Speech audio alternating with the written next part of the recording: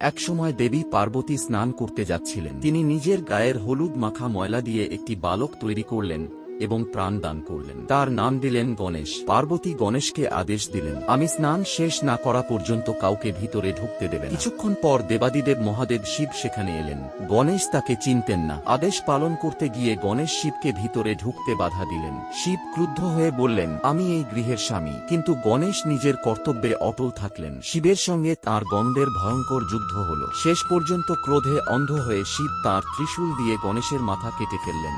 স্নান শেষে পার্বতী বেরিয়ে এসে এই দৃশ্য দেখে শোকে ও ক্রোধে প্রলয়ঙ্করী রূপ ধারণ করলেন। তিনি ঘোষণা করলেন, আমার পুত্রকে ফিরিয়ে না দিলে আমি এই সৃষ্টি ধ্বংস করব। শিব তখন অনুতপ্ত হলেন। তিনি গণদের আদেশ দিলেন, উত্তরের দিকে যে প্রাণীর মাথা প্রথম পাও তা নিয়ে এসো। গণেরা একটি হাতির কাটা মাথা নিয়ে এলো। শিব সেই মাথা গণেশের দেহে স্থাপন করলেন এবং প্রাণ ফিরিয়ে দিলেন। এইভাবেই গণেশ হলেন গজানন এবং শিব ঘোষণা করলেন, সব কাজের আগে তোমার পূজা হবে।